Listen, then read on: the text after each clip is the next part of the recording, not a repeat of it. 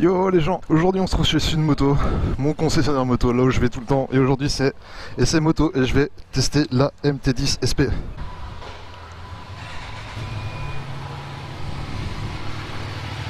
Ouh, il y a même un petit Acra dessus, je l'avais pas vu. Excellent. Bon, il y a la chicane, mais bon.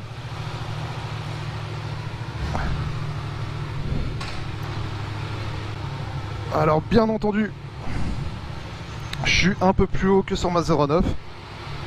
J'ai quand même les pieds au sol à plat, sachant que je fais 1m85.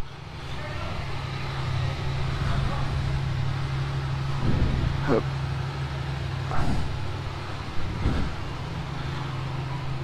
Le réservoir il est quand même massif. Le réservoir en lui-même n'est pas franchement massif, c'est plutôt les prises d'air sur le côté qui rendent vraiment la chose super agressive et super large sur le côté.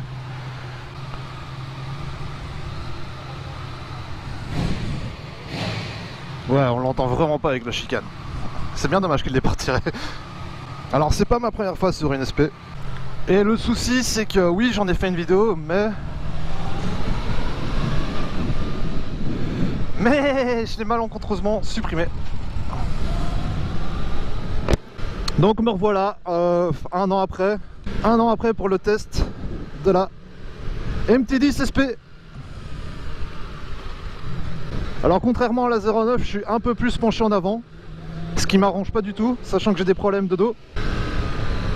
Je suis à 50 km/h en première et je ressens absolument pas le besoin de passer la deuxième. Je suis toujours en première. Je ressens absolument pas le besoin de passer la deuxième. Alors, ce qu'on sait, c'est que la MT10, ben, c'est le moteur de la R1 modifié pour avoir plus de couple à bas régime, forcément, vu que c'est un roadster et non une sportive. Donc on sait que c'est une 1000cc, 4 cylindres, moteur crossplane, une moto qui développe 160 chevaux.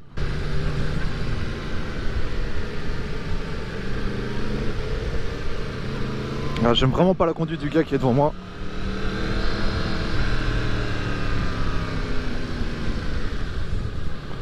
Je vais le passer, ce sera plus simple. Il y a mon pote Gilles devant moi qui est sur la Ténéré. La machine elle est énorme. Et mon pote Gilles il est quand même petit. Il fait une tête de moins que moi. Enfin presque une tête de moins que moi. Donc il fait vraiment petit sur cette moto. Et je suis toujours en première. Là je suis quand même content qu'il y ait un acrapoïque dessus.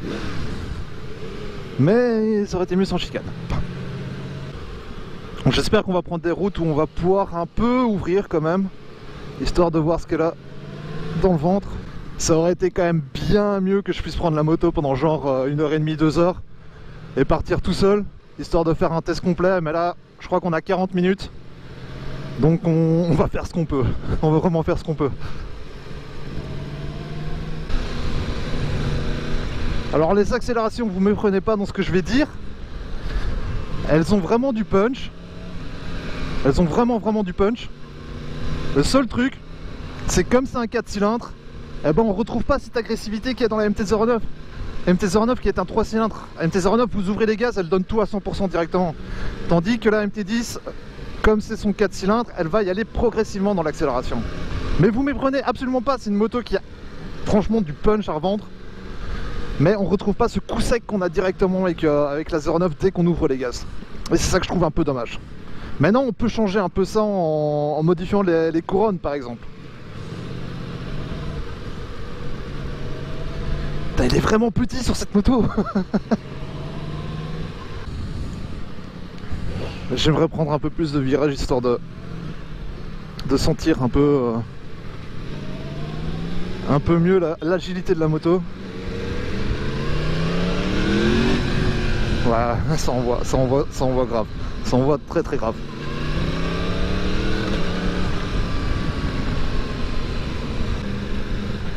Alors bien entendu, pas besoin de vous refaire le discours comme quoi c'est pas une moto à mettre entre la main de tout le monde. C'est certain, niveau puissance, ça envoie du très lourd, donc les gens qui sont complètement irresponsables, il vaut mieux pas qu'ils aient ça dans les mains. Maintenant, attention, c'est une moto qui peut se conduire très calmement.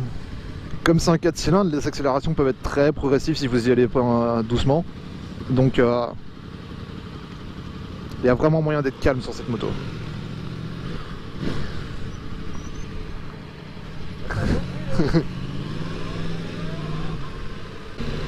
Alors on se retrouve avec des suspensions Öhlins.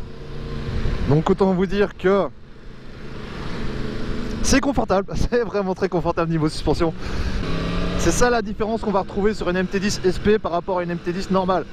Ce sont les suspensions Öhlins, c'est la majeure différence. Et bien entendu ce côté, ces couleurs SP qu'on retrouve aussi sur la MT-09 SP. Ces couleurs bleu nuit avec ce noir brillant et ce gris brillant, elle est vraiment très maniable.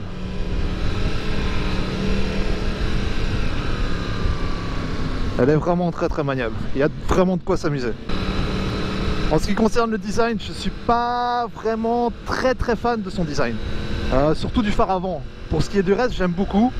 Mais vraiment le phare avant, je sais pas, quand je la regarde de face, j'ai l'impression de voir Wally qui est en train de loucher. Donc c'est pas ce qu'il y a de mieux. Maintenant on me la donnerait direct quand tu veux et je serais très content d'avoir cette moto pour son design. Il y a vraiment que le phare avant qui me bloque un peu en fait. En dehors de ça, le reste, vraiment très beau. Regardez cette couleur, elle est vraiment très belle quoi. J'aime beaucoup ces couleurs. Dis-moi qu'on prend l'autoroute, dis-moi qu'on prend l'autoroute. Hell yeah! On va un peu enfin pouvoir la pousser. Et on va surtout voir si la bulle sert à quelque chose sur l'autoroute. Sachant que j'en ai pas sur ma 09, on va voir la différence directe.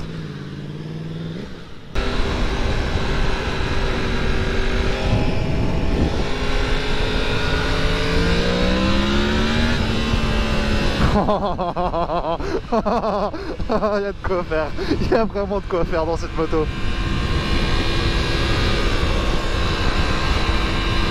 On va un peu la garder haut dans les tours, histoire de s'amuser un peu.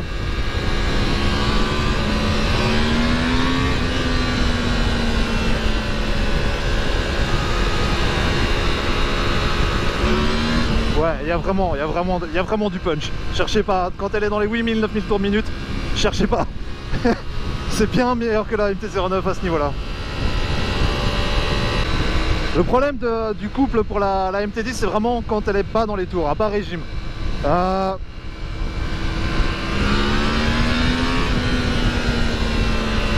Pour ma 09, il n'y a pas de souci, à bas régime, elle envoie mais sec, vraiment sec. Dès que vous ouvrez les gaz, c'est vraiment du sec.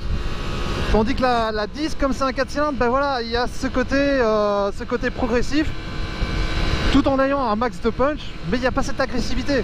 Tandis qu'ici, maintenant, je suis dans les 8000, 9000 tours minute, ça envoie du lourd, ça envoie vraiment du lourd. Et elle paraît tellement légère entre les jambes. Ça vous tire, ça vous arrache les bras. Il n'y a pas à chier.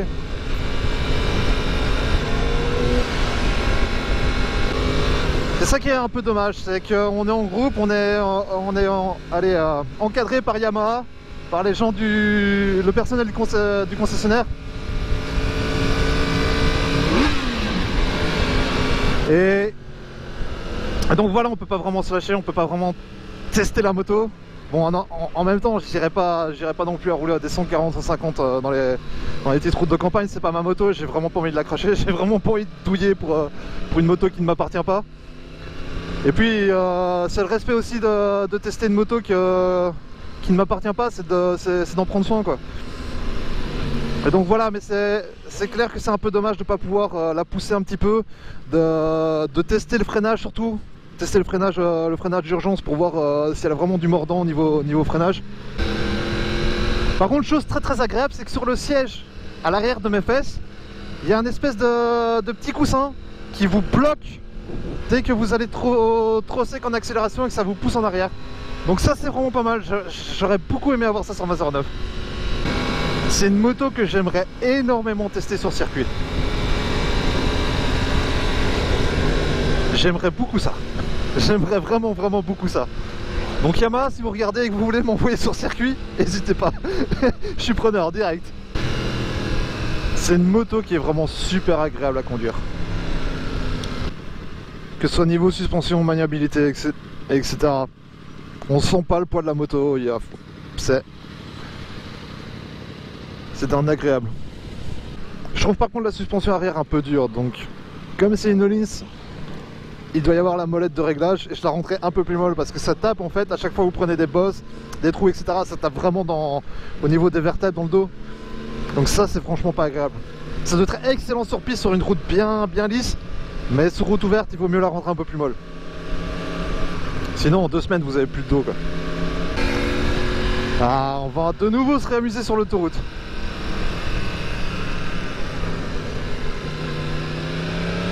On laisse un peu partir.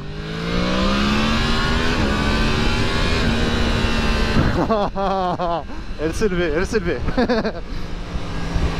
Forcément qu'elle s'est levée, forcément. La petite bulle à l'avant, elle sert à rien, elle sert absolument à rien. C'est vraiment là pour l'esthétique. C'est comme pour les 09, les petites bulles qui ont en option. Si vous voulez les acheter, c'est uniquement pour l'esthétique, ça sert absolument à rien sur autoroute.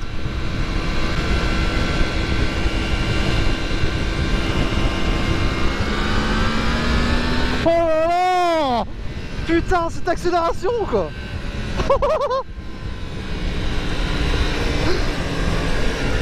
Oh, elle envoie mais du pâté cette moto. Ah, je m'y attendais vraiment pas en 3ème à 120 km/h. C'est énorme, c'est juste énorme. T'as le mec qui a pas d'expérience avec ça entre les mains, il s'envole vraiment.